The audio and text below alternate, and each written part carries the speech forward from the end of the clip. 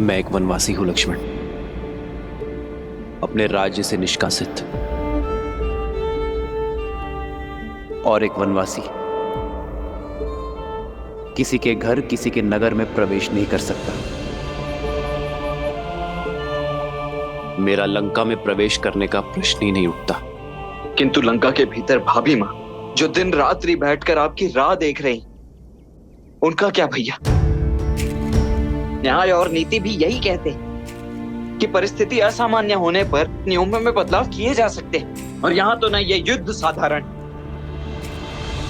और ना ही ये परिस्थिति सामान्य। अंततः हमें लंका के भीतर तो जाना ही होगा ना भैया। क्या मर्यादा का उल्लंघन करने वाले राम पर तुम्हारी भाभी मां गर्व कर पाएगी? वचन के लिए केवल एक ही परिस्थिति है लक्ष्मण, और वो है उनका पालन करना। और रही बात देखने की, तो परिस्थिति के साथ अपने शब्दों को बदलना, प्रण को भंग करना, वचन का अपमान करना होता है लक्ष्मण। और वो मानव ही क्या जो अपने दिए हुए शब्दों से, अपने सिद्धांतों से डिग जाए।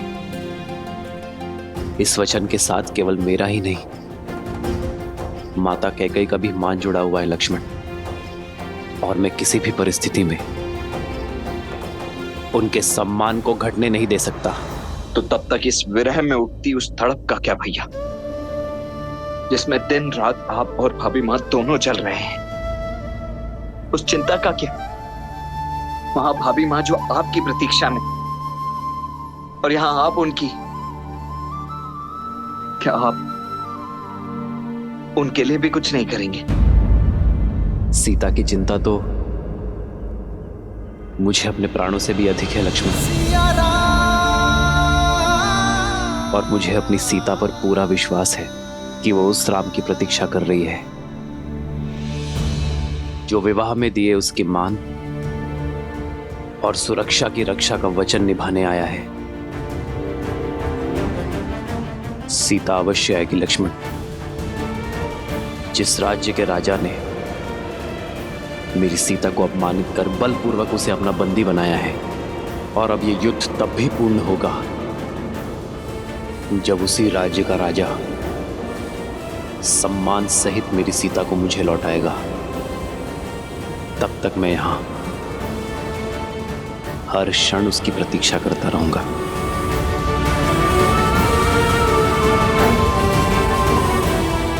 सीता लंका में बंदी बनकर आई थी, किंतु बाहर एक रानी बनकर आएगी।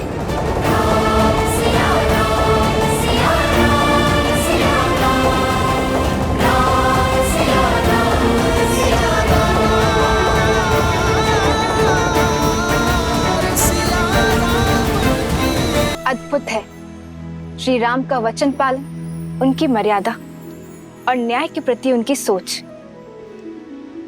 किंतु महादेव, यदि श्री राम लंका के भीतर नहीं जाएंगे तो सीता को मुक्त कराकर कैसे ला पाएंगे? अमावस्या के पूर्व अयोध्या कैसे लौट पाएंगे? और भरत के प्राण कैसे बचा पाएंगे? इतने कठिन समय पर भी वो अपने वचन पर अडिग क्यों हैं? मर्यादा का आंचल थामे क्यों खड़े हैं श्री राम? जो स्वयं ही मर्यादा भंग करे वो भला कैसा मर्यादा पुरुषोत्तम देवी? एक नर का मर्यादा और धर्म के प्रति समर्पण का भाव और उन्हें किसी भी मूल्य पर पूरा करने की हट उसे नारायण बनाते हैं। और श्री राम का यह समर्पण भाव और हट ही है जो उन्हें मर्यादा पुरुषोत्तम श्री राम बनाती। ऐसे भी देवी जिसने इस संसार में धर्म और मर्यादा की स्थापना हेतु ही अवतार लिया, वो भला मर्यादा का उल्लंघन कैसे कर सकते? यदि मर्यादा का आंचल थामे रहेंगे तो अमावस्या तक सीता को लेकर अयोध्या कैसे पहुंच पाएंगे? देवी, मैंने आपसे पहले ही कहा था कि ना तो ये युद्ध सरल होगा और ना ही इसके द्वारा प्रस्तुत की गई चुनौतियां। परिस्थितियां अत्यंत विषम हैं और इन विषम परिस्थितियों से हमारे समक्ष कई प्रश्न उठ खड़े हुए। कैसे करेंगे श्री राम संसार में धर्म और मर्यादा की स्थापना? कैसे करेंगे श्री राम देवी सीता की रक्षा? कैसे समय रहते पहुंचेंगे श्री राम अयोध्या अपने भ्राता भरत के प्राण बचाने के लिए? परंतु इन सभी प्रश्नों के उत्तर मैं नहीं दूंगा। इन सभी प्रश्नों के उत्तर देंगे श्री हरि विष्णु के मनुष्य अवतार मर्यादा पुरुषोत्तम श्री राम।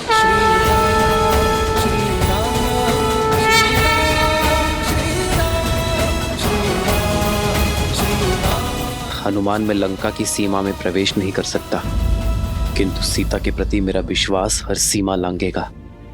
सीता को ज्ञात होना चाहिए हनुमान कि अमावस्या से पूर्व मैं उसे लेकर अयोध्या लौटूंगा। मेरी हर श्वास उससे मिलन की प्रतीक्षा कर रही है। प्रभु, माता तक आपका संदेश अवश्य पहुंचेगा, किंतु कैसे प्रभु? एक बार लंका को स्वाहा कर चुके हनुमान को कौन रोक रहा है? जाओ हनुमान और भस्म कर दो अन्याय और पाप की सत्ता को, और प्रज्वलित करो न्याय और भक्ति की अग्नि को।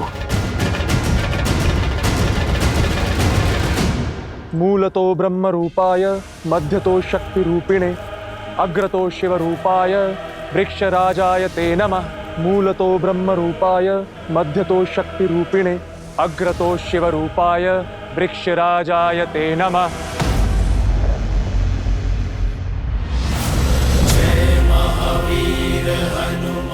भागो, भागो।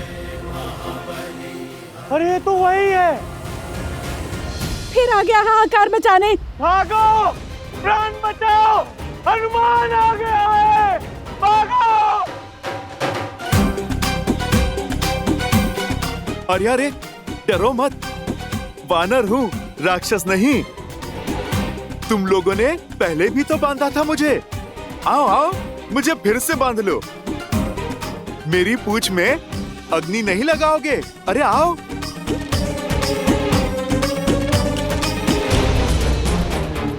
आओ आओ आओ ना, लगाओ अग्नि। ये तो वही है जिसने मेरे भाई निकुंभ की। नहीं, इससे बैर लेना उचित नहीं है। अरे ये तो कतई ठीक नहीं है। मैं पिछली बार आया था तब तो तुम लोगों ने मेरा बड़ा ही राजसी स्वागत किया था। कुछ नहीं करोगे?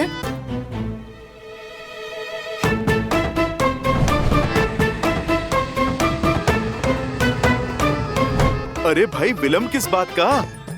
पकड़ो मेरी पूंछ। अरे बढ़ाओ हाथ और लगाओ अग्नि। बढ़ाओ बढ़ाओ। ए, तू जाना, तू जाना, तू जा, तू जा।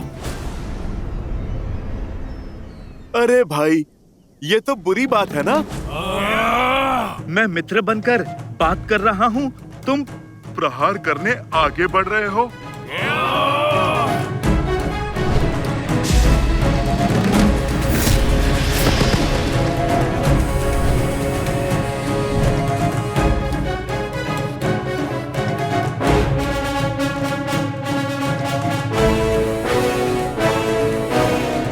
आ गए मेरे शिष्यों? जी हनुमान काका।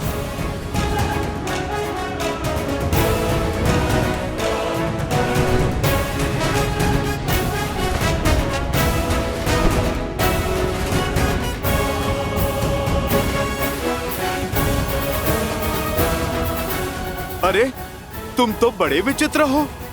पिछली बार अग्नि लगा रहे थे, अब अग्नि को ही मुझसे बचा रहे हो।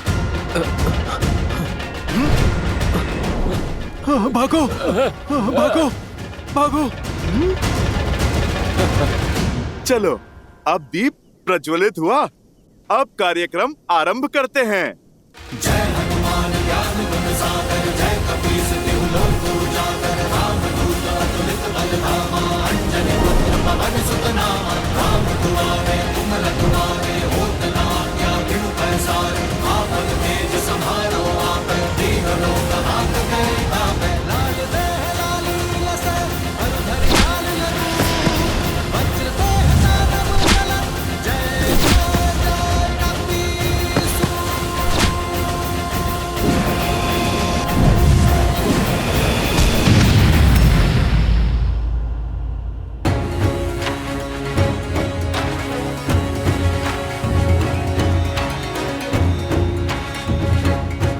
मैं लंका में प्रवेश नहीं कर सकता,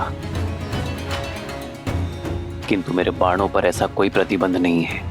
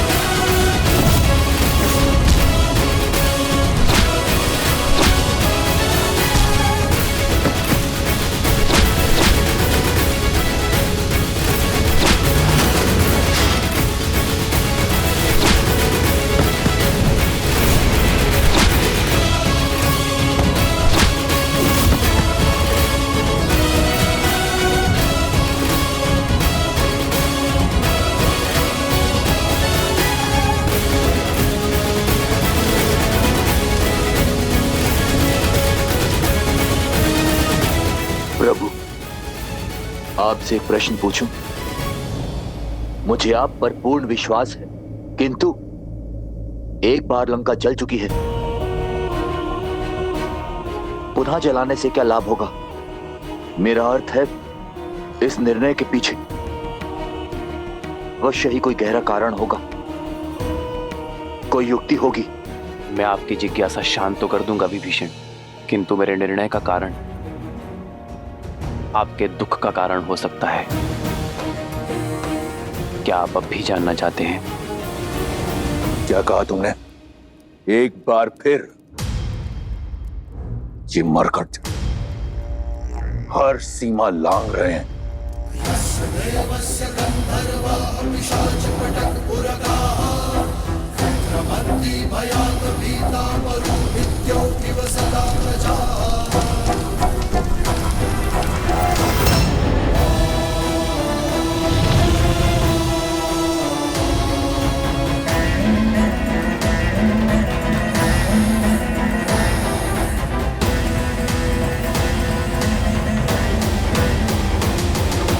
ये अग्नि लंका दहन के लिए नहीं है, रावण के मन में और अधीरता भड़काने के लिए है।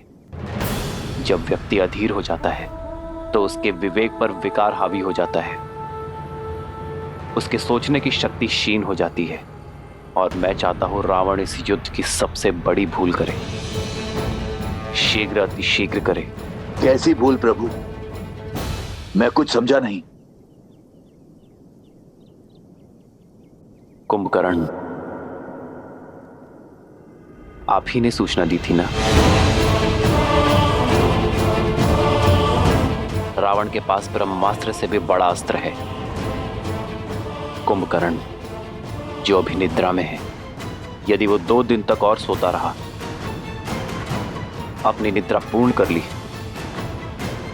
तो उसे मिले वरदान के अनुसार वो अगले 6 माह तक अजय और अमर होगा। उसे युद्ध में पराजय करना असंभव होगा विभीषण। हमारे पास इतना समय नहीं है विभीषण। रावण को इस बात का ज्ञात है, इसीलिए वो 2 दिन बीतने की प्रतीक्षा कर रहा है, हमें व्यस्त करने का प्रयास कर रहा है, किंतु मैं ये होने नहीं दूंगा। मेरी ये युक्ति रावण के धैर्य का बांध तोड़ उसे अधीर बनाकर कुंभकर्ण को जगाने के लिए विवश कर देगी। विभीषण, मैं जानता हूं आपके भाई के लिए आपका हृदय विचलित है, किंतु यह संहार आवश्यक है धर्म की स्थापना के लिए। लंका के द्वार से राम, लक्ष्मण और उनकी सेना आक्रमण कर रही है। लंका के भीतर ये वानर उत्पात मचा रहे हैं। हमारी सेना दोहरे आक्रमण के लिए सज्ज नहीं। समस्या विकराल है महाराज। शीघ्र, अतिशीघ्र समाधान खोजना होगा। समाधान एक ही है महाराज, युवराज इंद्रजीत। और वो देवी निकुंभला के अनुष्ठान में लगा है। उसका अनुष्ठान कहां तक पहुंचा? अभी वो वट वृक्ष की पूजा संपन्न कर रहे हैं। उसके पश्चात ही युवराज निकुंबला देवी की पूजा आरंभ करेंगे महाराज। ब्रह्मदेव, इस वट वृक्ष की पूजा संपन्न हुई। अब आपके दिए वरदान के अनुसार मैं देवी निकुंबिला का आवाहन करने हेतु सज्ज हूं। अपने आशीर्वाद के फलीभूत होने का आशीर्वाद दीजिए ब्रह्मदेव, क्योंकि निकुंबिला देवी की पूजा संपन्न होने के पश्चात इस समस्त संसार में मुझे कोई पराजित नहीं कर पाएगा। अजय हो जाऊंगा मैं सदा सदा के लिए। अग्रतो शिव रूपाय वृक्षराजाय ते नमः। मूलतो ब्रह्म रूपाय मध्यतो शक्ति रूपिणे अग्रतः शिव रूपाय वृक्षराजाय ते नमः।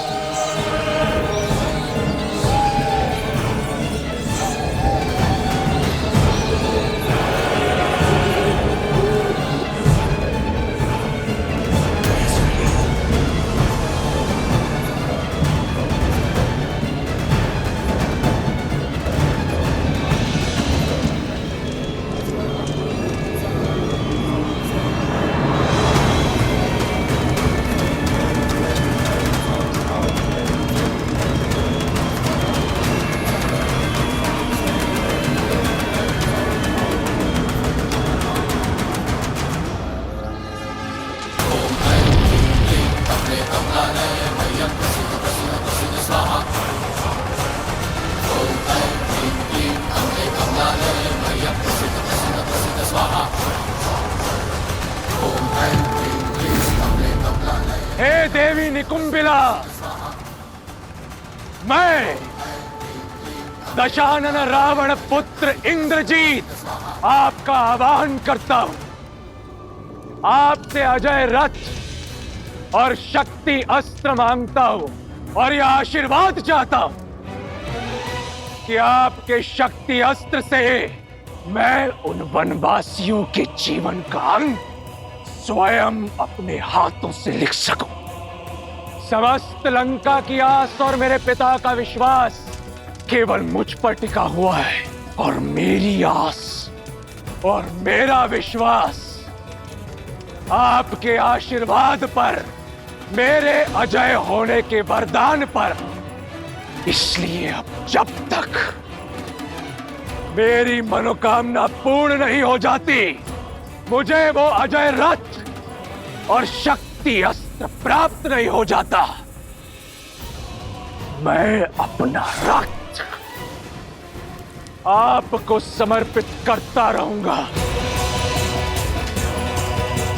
जब तक मेरे शरीर में बहते रक्त की अंतिम बूंद समाप्त नहीं हो जाती, मैं आपकी पूजा आराधना करता रहूंगा। ओम निकुंबलाय नमः, ओम निकुंबलाय नमः, ओम ह्रीम झूम सा, ओम भूर्भुवः स्वाहा। लंका के पास समय नहीं है महाराज। वानरों का तांडव आपने देखा है। शीघ्र ही कुछ नहीं किया तो हम सब कुछ हार जाएंगे महाराज। रावण के रहते ऐसा नहीं होगा। इन उद्दंडियों को दंड अब मैं स्वयं दूंगा। नहीं महाराज, पिताश्री कुंभकर्ण, युवराज इंद्रजीत और मेरे होते हुए आपको रणभूमि में जाने की कोई आवश्यकता नहीं। तुम्हारे पिता की निद्रा टूटने में कितना समय शेष है? 2 दिन महाराज। यदि कुंभकर्ण को समय से पहले उठाया, ना तो वो अजय रहेंगे और ना ही अमर। युवराज को बुलाने के अतिरिक्त और कोई विकल्प नहीं महाराज। हाँ महाराज, हमें युवराज इंद्रजीत को वापस बुला लेना चाहिए। अब वो ही हैं जो इन नर और वानरों की सेना से इस लंका को बचा सकते हैं।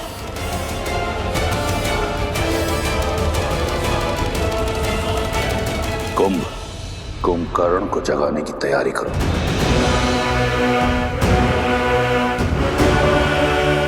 एक बार सोच लीजिए महाराज, यदि पिताश्री को अभी उठाया तो अगले 6 माह तक अपना अमृतत्व खो देंगे। तुम्हें क्या लगता है इस बात का मुझे ज्ञान नहीं? रावण से अधिक कुंभकर्ण की शक्तियों के बारे में कोई नहीं जानता। चाहे उसकी निद्रा पूर्ण हो या ना हो, मेरे कुंभकर्ण में इतना बल है कि वो उन मरकटों पर काल बनकर बरसेगा। तुम लंकेश के आदेश का पालन करो और उठाओ मेरे कुंभकर्ण को। मैं राम और इस युद्ध का अंत देखना चाहता हूं, शीघ्र अतिशीघ्र। यस्य देवस्य तद्धर्मा